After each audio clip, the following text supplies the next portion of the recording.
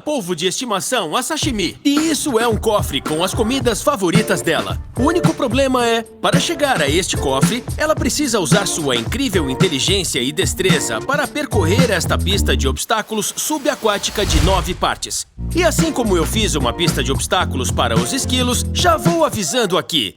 Eu subestimei demais as capacidades desta criatura incrível. Para entender a situação atual, nós precisamos voltar 6 meses no tempo, quando eu decidi ter um polvo de estimação para ver com os meus próprios olhos se eles são tão inteligentes quanto dizem. Eu levei ela para o Crunch Labs e coloquei num tanque repleto de água salgada e devidamente decorado. E ela já se sentiu em casa. A primeira coisa que me chamou a atenção foi a curiosidade dela. Por exemplo, quando eu coloco qualquer coisa no tanque, até o meu braço, ela corre para interagir. Daqui a pouco eu falo sobre isso, mas além de segurar com força as coisas como a minha mão, ela é muito forte! Minha nossa! As suas ventosas também coletam informações sobre mim, como o meu cheiro, gosto e cor. Depois de algumas semanas, como ela é muito brincalhona, foi difícil não formar um vínculo. Por exemplo, ela adorava colocar 4 tentáculos no jato de água. Acho que é o equivalente a um cachorro com a cabeça para fora da janela do carro. Ela brincava de pega-pega com a gente, posava para uma selfie sempre que via uma câmera. E sempre que a gente colocava um brinquedo no tanque, ela entrava no modo 20.000 léguas submarinas. Conforme eu fui pesquisando, aprendi que dos 100 milhões de polvos que nós, humanos, colocamos num prato ou num pet shop anualmente, todos nascem e crescem no oceano. Eles não se reproduzem em cativeiro. E foi quando eu me dei conta de um enorme absurdo. Isso me transformava no vilão em Procurando Nemo. E como ninguém quer ser o vilão de Procurando Nemo, por mais que todo mundo adore a sashimi aqui no Crunch Labs, nós pesquisamos e descobrimos no pet shop de onde ela veio o local exato em que a tiraram do oceano. O problema de devolver ela à natureza é que ela é alimentada por humanos há algum tempo. A ideia era que se ela conseguisse descobrir como resolver um labirinto de obstáculos, eu teria certeza de que ela poderia se lembrar dos seus primeiros dias caçando no oceano. E ela poderia ser devolvida com segurança ao mar. A primeira fase do plano era dar alguns desafios e observar seu comportamento para entender as habilidades dela. E ao que parece, são muitas. Para começar, sua capacidade de mudar de cor e de forma é incomparável no reino animal. Por exemplo, você consegue encontrar o polvo escondido bem abaixo do seu nariz? Fica ainda mais impressionante quando você põe em câmera lenta, assiste ao contrário e vê como são rápidas e convincentes essas mudanças. E não usam a camuflagem só como forma de proteção. Os polvos também imitam a forma de predadores maiores, como as enguias. E como a sashimi mostra aqui, e você pode ver aqui, eles até inventam maneiras bem criativas de se movimentar. Os pesquisadores dizem que os polvos podem reconhecer e jogar água em uma pessoa específica sempre que passam pelo tanque.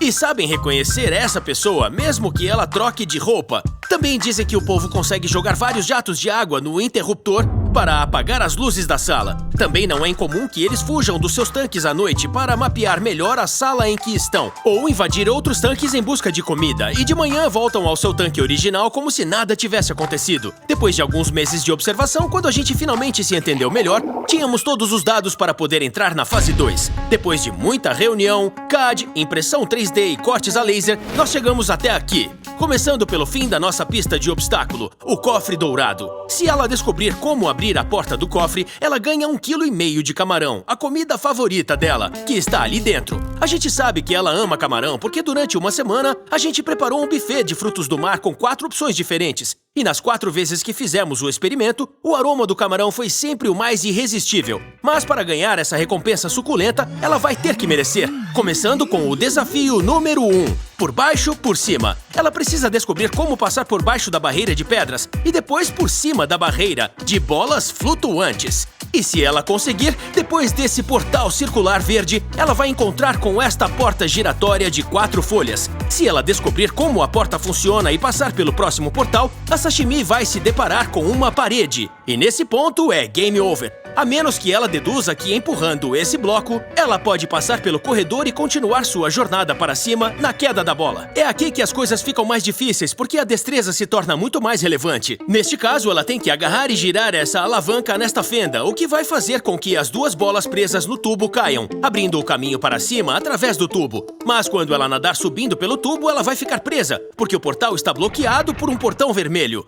A menos que ela descubra como apertar o botão de saída de emergência, o que vai empurrar esta bola de contrapeso para fora da borda, puxando o portão para cima e permitindo a entrada no meu obstáculo favorito, o peixe fora d'água. Porque aqui o único jeito da sashimi continuar seu progresso seria exibindo sua capacidade de viver em terra por até 1 hora, rastejando para fora da água, para cima, por cima e para baixo até o outro lado. Depois de passar pelo portal, ela ganha um incentivo. Na parte de trás do Fat Gus tem um camarão. Isso faz referência à armadilha para turistas no labirinto de esquilos, em que uma noz é colocada estrategicamente para dar a oportunidade de uma foto incrível. Mas neste caso eu chamo de medusa porque enquanto ela come o camarão com o bico, que fica na parte de baixo, entre seus tentáculos, vai parecer que o Fat Gus tem 8 lindas e loiras trancinhas. E agora, revigorada, tomara que a sashimi tenha forças para o penúltimo desafio, que é um obstáculo duplo, porque tem 6 buracos no topo que vão desde pequenos a muito pequenos. E se ela seguir o caminho mais fácil, se espremendo pelo maior buraco, ela vai ter que atravessar mais labirinto.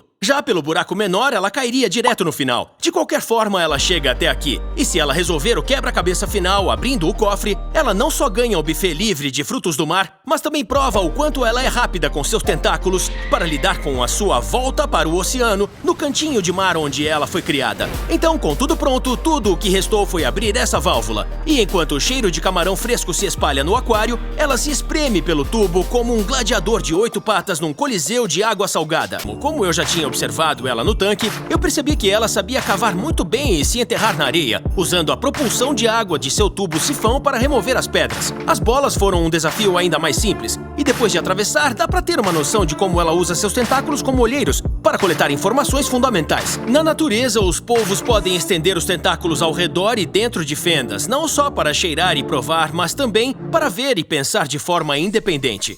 O primeiro obstáculo foi simples, mas descobrir como operar uma porta giratória seria um teste muito mais difícil. Uau! Entendi. Acho que já sei como vai ser. E este foi o primeiro indicador de que essa seria uma batalha de inteligência.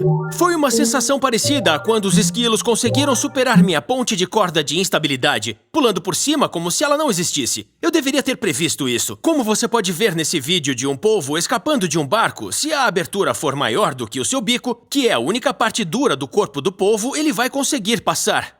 No replay, dá pra ver o bico ou a boca da sashimi bem aqui. Por mais que essa parte pareça um narigão, na verdade é o corpo, onde ficam todos seus órgãos vitais, como seu cérebro, estômago, brânquias, rins, saco de tinta, sifão e seus 3 corações. 2 outros fatores sobre os polvos é que seu sangue é azul porque é a base de cobre, que é mais eficiente em ambientes frios e com baixo oxigênio. E se perderem um tentáculo, eles crescem de novo e ficam idênticos ao original. E agora, o empurra-bloco. Ela chegou a esse ponto e ficou confusa e sem um caminho óbvio a seguir. Mas é aqui que a sua curiosidade natural compensa. Ela não está só sentindo com os seus tentáculos, mas também puxando e empurrando constantemente para ver com o que ela pode interagir. E então, por instinto, ela descobriu que essa parte vermelha não tinha tanta resistência assim e abriu o caminho para a queda da bola. E eu sabia que esse seria difícil. Primeiro, porque não tem espaço suficiente para ela se espremer. E segundo, empurrar e puxar as paredes também não iria resolver.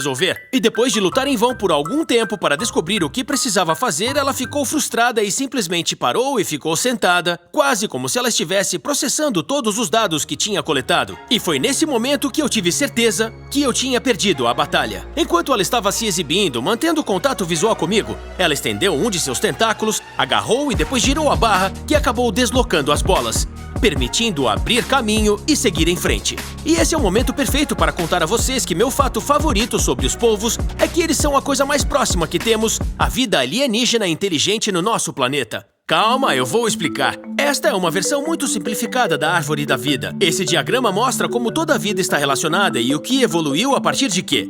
Como a gente sabe disso? Bem, sendo detetives da ciência e procurando pistas. Por exemplo, centenas de anos atrás, cientistas notaram que nós temos 7 vértebras no pescoço e as girafas também.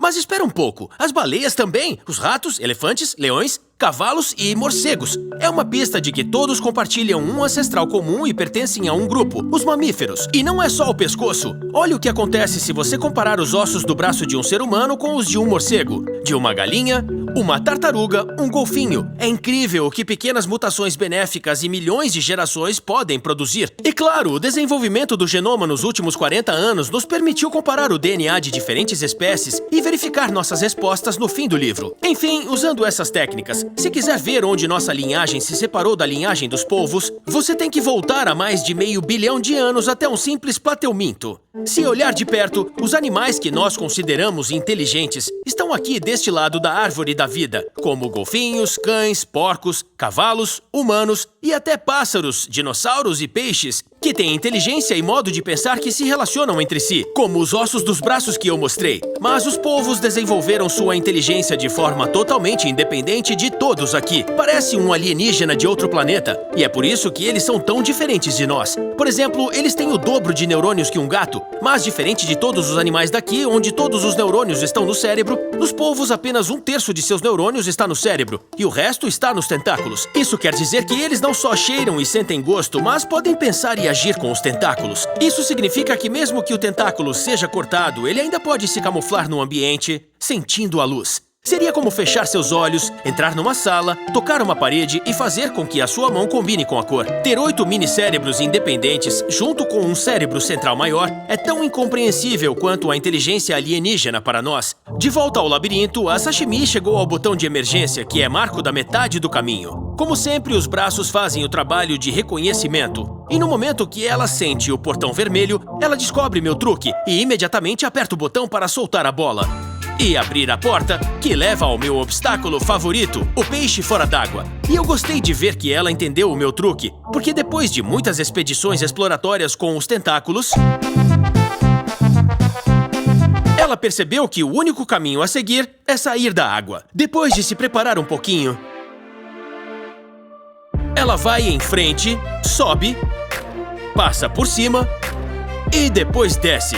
E isso mostra outro superpoder do polvo. Eles sobrevivem fora da água por até 1 hora. E como você pode ver...